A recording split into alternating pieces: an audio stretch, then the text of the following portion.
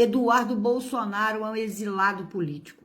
Teve que se licenciar do mandato para se refugiar em outro país.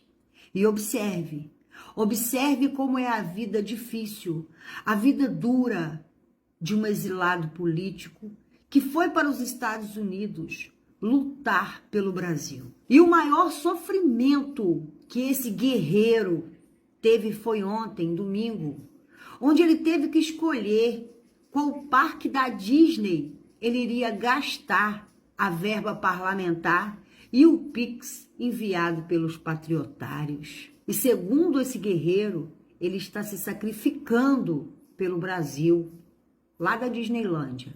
É cada coisa que eu leio que parece brincadeira. Tu acredita que tem deputado querendo que Eduardo Bolsonaro exerça seu mandato lá dos Estados Unidos? O deputado Evair de Mello, do Espírito Santo, acabou de entrar com um pedido, um procedimento ao presidente da Câmara, Hugo Mota, para que eu possa exercer o meu mandato através do exterior. Imagina, meu amigo trabalhador, representar o povo brasileiro da Disney. É surreal, meu amigo. É surreal ter essa certeza absoluta que eu tenho, que tem muito trouxa que acredita nesse tipo de gente nefasta. Me responda uma coisa, o que você acha disso tudo, meu amigo? Gadaiada, eu fico impressionada com a inteligência da Carla Zambelli, que, aliás, a inteligência dela já foi citada até no Supremo, em podcast, na imprensa. Todo mundo fala o quanto ela é inteligente. Sabe o que foi que ela disse numa entrevista? Que um canal que ela tinha numa rede lá, ela ia mudar, tirar o nome dela para colocar Família Zambelli. E que o pessoal ia ficar acompanhando tudo por lá. O que é que acontece? Ela entregou o jogo. Então o Xandão foi lá e tirou o canal também. Aí a mãe dela posta isso, dizendo que o canal era dela. Também, lá no canal do Mosca, o nome dela já tinha mudado, né? Não era mais Carla, era Rita. Que eu acredito que seja o nome da mãe dela. Mas não adiantou. Ela é tão inteligente que ela pensa que tá mexendo com o menino. Fora que ela dá uma entrevista dizendo o que vai fazer. Mas, rapaz, tem que parabenizar a inteligência da Carla Zambelli. E tem que parabenizar quem elege uma mulher dessa. Gadaiada, beijinho no chifre. Galera, se preparem porque esse é o melhor vídeo que vocês vão assistir hoje, eu garanto. Já prepara o riso porque eu tenho certeza que muita gente vai dar muita risada. Parece que a falta de noção é requisito para ser bolsonarista, não é possível, só pode ser isso. Olha o que aconteceu hoje no Supremo Tribunal Federal. O advogado do general Heleno achou de bom tom entrar com uma questão de ordem ao ministro Alexandre de Moraes, pedindo para que a sessão de amanhã comece às 10 horas. Porque ele estaria com um único carro para levar o general Heleno, depois teria que ir para sua casa, e isso ficaria muito tarde, então precisaria dormir um pouco mais, então amanhã ele gostaria que a sessão começasse às 10. Mas vejam só a resposta que o ministro Alexandre de Moraes deu para ele, eu tenho certeza que vocês vão rir. Antes de mostrar, vou pedir que deixe um comentário para engajar, deixe a curtida, compartilhe esse vídeo, e se gosta desse tipo de conteúdo, quem quiser e puder contribuir com o meu trabalho, qualquer apoio é que será muito bem-vindo. Agora fica com esse momento cômico. Ordem, desculpa. Eu entendo que... O senhor conseguiu a sua vaga na garagem? Isso, eu ia iniciar agradecendo problemas. esse ponto. Muito obrigado por esse ponto. Olha o deboche. Para nós facilita bastante, porque realmente é complicado a entrada. O motivo da minha intervenção, excelência, é bem pontual. São quase 20 horas da noite. Tadinho. A audiência amanhã se inicia às 9. Considerando que nós temos que chegar meia hora antes, nós só viemos num carro. Eu ainda preciso levar o general para casa. Poxa. Preciso ir para a minha casa. Que dó. Eu minimamente quero jantar, excelência, porque eu só tomei café da manhã quase. Imagine então, assim, eu imagino, excelência, por isso que eu estou falando. Eu ia pedir a gentileza, assim, rogar essa turma. Por favor, você tem que colocar um pouco mais tarde amanhã, de modo a se tornar viável. 9-2. Se rir não vai pro céu. Possível umas 10 horas, Doutor, excelência. vamos ver se nós terminamos amanhã. Daí o senhor tem quarta-feira para tomar um belo brunch. Quinta-feira, um jantar que é dia dos namorados. Nem me fale. Sexta, dia de Santo Antônio, o senhor comemora também numa quermesse. Se a gente começa a atrasar, a gente não acaba. Não, excelência, só para não ficar tão em cima, porque dá tempo. 9 horas... O excelência. general Heleno vai pedir pro senhor dar uma acelerada no carro. Não. Assim o senhor leva. Só não vai ser multado, doutor. 9 horas tá bom. Na quarta é às 8. Então, por isso que eu tô falando, Excelência. Vamos acabar amanhã, então. Imagina que a cavalo um em cima do outro, Excelência. Pelo menos 10 horas pra gente ter uma hora a mais. 9 horas, doutor. 9 horas.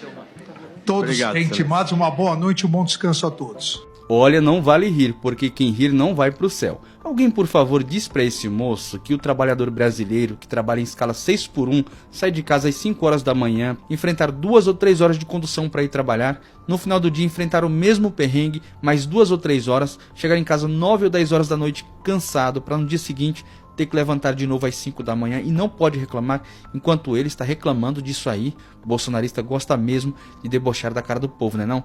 Mas com o Xandão não se cria. Deixa aí nos comentários a sua opinião e se gostou desse vídeo, curta, comente, compartilhe e me siga. Tamo junto. O ex-presidente Jair Bolsonaro recebeu e leu esse documento? Sim, senhor. Minuta do golpe, galera. Ele fez algumas alterações no documento? Sim, senhor. Ele, de certa forma, enxugou o documento.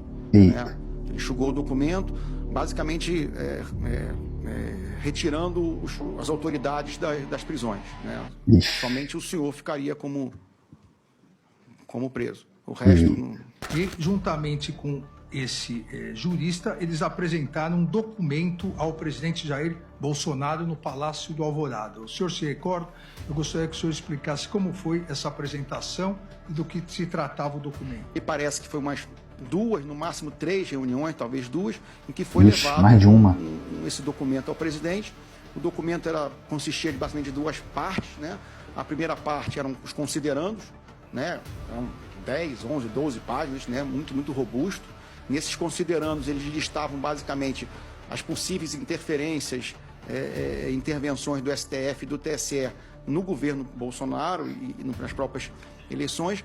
E no segunda parte entrava numa área mais jurídica, né, de estado de defesa, estado de sítio, prisão de autoridades e decretação de um conselho eleitoral, alguma coisa assim para refazer as eleições ou algo parecido. Caramba. Galera, para quem não me conhece, eu sou Rafael Primo, eu sou estudante de ciências políticas. Esse considerando que ele diz, o próprio Bolsonaro disse que não teve. Dá uma olhada nessa entrevista aqui, ó. A imprensa anunciou, encontraram a minuta de golpe do Anderson na mesa do Bolsonaro. Sim! Que eu via. Nessa entrevista aí, se você continuar, você vai ver que ele diz que não tem. Mas o Mauro Cid diz que tem. E a própria Polícia Federal já averigou e disse que tem sim. Esses considerandos aí. Enfim, galera. Galera, desperta. Eu digo isso com muita tristeza. Porque o Bolsonaro, infelizmente, ele não é o que vocês acreditam. Eu já fui bolsonarista. E eu digo isso com muita tristeza, porque se isso tivesse sido implementado dentro do Brasil, hoje, nós não teríamos uma democracia. Dói muito, porque é uma questão de merecimento, eu não mereço. Eu errei sim, eu sei que eu errei em algumas coisas. Não sou perfeita, todo mundo erra. Mas a esse nível de perseguição... Sim, você merece ser presa. Você contratou um hacker para atacar os sistemas eletrônicos do CNJ. Você apoiou um golpe. Então você não é democrática. Pelo contrário, tá bom? Você apoia um presidente que é golpista. Cria vergonha na sua cara, você fugiu do país com medo. Você fala tanto da esquerda, vê se o Lula fugiu do país quando ele estava sendo processado. Pelo contrário, né? Ele enfrentou a justiça. O quanto eu trabalhei no governo passado para que as coisas acontecessem da melhor forma, para que a gente tivesse um resultado bom de governo durante a pandemia. Primeiro, eu trabalhou coisa nenhuma, você não tem um projeto, tá bom? Segundo, tentou entregar um desempenho bom na pandemia. Mentira, pelo amor de Deus, morreu mais de 700 mil pessoas por conta daquele negacionista, do seu mitozinho, tá bom? Foi um dos países com o maior número de mortes da pandemia. Isso é ridículo. A economia foi uma merda, tá bom? Então compartilha esse vídeo para o máximo de pessoas possível, gente. Me ajuda a combater a extrema-direita. Carla Zambelli, você vai ser presa. Bolsonaro tá pagando caro aquele negócio, hein? Alexandre de Moraes, canalha! Eu não cumpro mais ordem sua! Hoje Mauro Cid disse, só ia ficar preso o senhor. Xandão balançou a cabeça. Xandão não tava bom não hoje. Hoje ele tava encabruncado. Mauro Cid foi disse. Disse eu tive uma conversa com o senador Marcos Duval. E ele disse o quê? Olha, tô com a barba suja de capinha trabalhando. E ele disse o quê? Se ele disse que era muito amigo do senhor, ia gravar o senhor para cancelar a eleição. Quando ele disse assim, Bolsonaro olhou e disse, eu nunca fui amigo daquela peste. Meus amigos eu conheço. Engoliu o besouro. Ei, engoliu o besouro, porque eu achei bonito demais, rapaz. A coisa que eu achei mais linda do mundo foi ver os bolsonaristas chorando, cagando de medo. Eu dou valor. Aqui tem uns que dizem que eu queria estar na cara dele, que era pra eu falar na cara dele. Eu digo, rapaz, não mexa com aquele homem é o capeta. O Alexandre de Moraes não é brincadeira, vocês não brinquem. Vão brincar, não vou dizer nada. Cadeia. Policial que tá desanimado de trabalhar, afinal de contas, ele não pode fazer o seu serviço sem ter a mídia e o judiciário acabando com a vida dele. Queria lembrar que esse discurso desse Nicolas Ferreira, esse discurso que você apoia, da polícia chegar barbarizando, da polícia chegar e fazer o que quiser, excludente de licitude, Sérgio Moro, Jair Bolsonaro, é esse discurso que reforça a ação truculenta, violenta e assassina da polícia nas favelas e periferias do Brasil. Isso que aconteceu lá no Santo Amaro tem o dedo de todo mundo que apoia essa porra. E todos vocês deveriam parar e pensar na merda que vocês estão fazendo com a vida de quem não tem nada a ver com essa porra. Eu nem consegui acompanhar o discurso da mãe do jovem assassinado. É uma dor impossível de colocar em palavras. Impossível. E aí, para fechar, é importante lembrar de um detalhe. Ratinho Júnior, Cláudio Castro, Nicolas Ferreira, toda essa laia que fica defendendo truculência policial. Sabe o que vai acontecer com essas porra? Nada. Nada. Ano que vem tem eleição. E você vai ver um monte de sargento faur por aí defendendo truculência. Sabe por quê? Porque não acontece porra nenhuma com esses caras. Eles não são vítimas, eles não levam bala, eles não pagam pato, nada acontece com essas porra desses caras. No máximo que vai acontecer, quando dá muita repercussão, eles vão lá e colocam no colo do praça, do soldado, do sargento, do cabo, que foi otário o suficiente para achar que quando desse merda, o grande ia defender ele. Não vai, jovem, você vai segurar tudo sozinho. Basta! Hoje não tem brincadeira porque o assunto é sério demais. Eu tô aqui para pedir a sua ajuda. O governo federal quer aumentar o IOF. Estamos chamando... Já aumentou, 2 semanas já, tá? Então se a sua vida, há 2 semanas atrás para hoje, mudou alguma coisa, foi o aumento do IOF. Tá valendo já 2 semanas. Mudou alguma coisa? Quem compra dólar sabe que mudou. Quem investe mais de 50 mil reais no VGBL por mês, sabe que mudou. Quem contrai crédito, sabe que mudou. A sua vida mudou? Estão chamando de ajuste técnico, mas o nome certo é aumento de imposto. Estão dizendo que isso afeta quem viaja para fora, que gasta em dólar. Mentira! Esse imposto atinge diretamente você. Vai aumentar o preço de tudo. A roupa que você compra no centro, o sapato que você usa, o pão, o leite e até o arroz e o feijão do seu dia a dia. Esse é o preço da gastança do governo. Imagina isso. Você junta um dinheirinho para sair com a sua família e na mesa do lado um pessoal esbanja champanhe, lagosta, caviar. Na hora de pagar, eles jogam a conta no seu colo. É isso que o governo está fazendo com você. Mas existe uma maneira da gente impedir isso, que é a gente se unir de verdade. Não importa se você votou em A ou em B, esse aumento de imposto vai atingir do mesmo jeito todos os brasileiros. Então eu peço de todo o coração, espalhe esse vídeo. Não avisaram o Manga que esse aumento do IOF já tá valendo já faz 2 semanas? Não avisaram ele? Ele acha que vai entrar ainda. Esse aumento do IOF é algo tão irrisório no geral da população que ele nem estava sabendo. Vou repetir, o aumento do IOF já está valendo faz 2 semanas. Quem compra dólar em espécie sabe disso. Aí um parênteses, tá? O IOF na compra em dólar subiu, tem algumas tabelas ali, mas subiu algo em torno de 1 a 2%. O dólar, nesse mesmo período aí dessas 2 semanas, já caiu 2%. Então o valor absoluto final que você paga tá quase pau a pau. Tem essa. Então toda vez que você ouvir falar IOF, e o mercado financeiro tá... olha a sua vida, já tá valendo faz 2 semanas. Sua vida mudou alguma coisa? Hein? Eu saiba, as coisas estão até mais baratas. Porque o dólar tá caindo, a inflação tá diminuindo. Será que o Manga agora resolveu ficar do lado dos rentistas? Aquele pessoal que vive investido em títulos públicos, pegando juros da Selic e não precisam trabalhar? Também conhecido como mercado financeiro? Ou será que ele está fazendo esse vídeo para desviar o foco de que Bolsonaro está no banco dos réus. Será que ele está querendo me enganar? Enganar a gente? Astuto esse prefeito Manga. Xandão aí zoando os blindados fumaçados aí da Marinha, olha só. No dia em que seria votada a emenda constitucional para introdução do voto impresso, pelo rosto do senhor já sabe qual vai ser a pergunta. Já sei. No dia em que seria votado, houve uma novidade. O senhor foi à Marinha, o senhor como comandante, o senhor foi entregar um convite ao presidente da República com, salvo engano, com 3 blindados. Não se lembra se eram 3, 4, com alguns blindados da Marinha. Eram mais do que isso. Que até naquele momento alguns estavam meio esfumaçados, né? O senhor se recorda, por isso deu muita repercussão.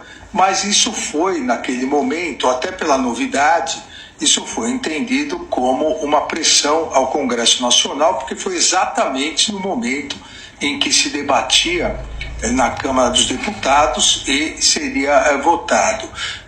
O senhor já disse que se recorda, porque essa novidade, naquele exato momento, os chineses dizem que coincidências não existem. Teria sido uma coincidência, Almirante? Em 2021 estava sendo votado ali o tal do voto impresso. E aí, Bolsonaro teve a brilhante ideia de se reunir com seus militares e aí falou lá pro seu chefe da Marinha, Almir Garnier, olha, vamos colocar ali uns blindados lá na Praça dos Três Poderes para mostrar que nós estamos aqui, né? Foi interpretado na época como uma espécie de tentativa de intimidar o Congresso, né? Para dizer, olha, tem que aprovar esse voto impresso aí de qualquer forma. Só que aí perderam. E aí acabou que a Marinha pagou esse mico aí com esses blindados aí fumaçando. Foi o Fumacê. Pensavam aí que era o carro do Fumacê que estava ali detetizando lá Brasília. Foi engraçado na época. E aí o Xandão lembrou, né? O Xandão lembrou aí e tirou sarro aí dos blindados. E aí é interessante como essa, entre aspas, ditadura do Xandão aí. Nunca vi uma ditadura desse jeito aí que tem um julgamento dessa forma aí, cara. É por isso que todas as vezes que vem um pichuruco nos comentários falar que estamos numa ditadura, eu lembro dessa sabugada aqui que o Monark pegou em um podcast, olha só. Nós vivemos uma ditadura do judiciário. Fazia uma tirania, e uma tirania perfeita, uma tirania travestida de democracia que prende aquelas pessoas que criticam as pessoas dentro das instituições. Prova de que é um discurso falacioso, de que a gente vive uma ditadura, uma tirania do judiciário, a prova tá aqui na minha frente. A prova é o Adrilles. É só entrar nas redes sociais dele. Não tem um dia que ele não fale mal do Alexandre de Moraes. Não tem um dia que ele não fale que o Alexandre de Moraes e o STF é uma ditadura do judiciário. E, pelo que a gente sabe, o Adrilles continua falando livremente tudo que ele pensa. A prova de que não existe uma ditadura no Brasil é que o Bolsonaro esteve ontem em Copacabana, junto com o Adrilles, inclusive, e junto com o Tarcísio, junto com um monte de outras pessoas, falando com o bonequinho do pichuleco do Lula.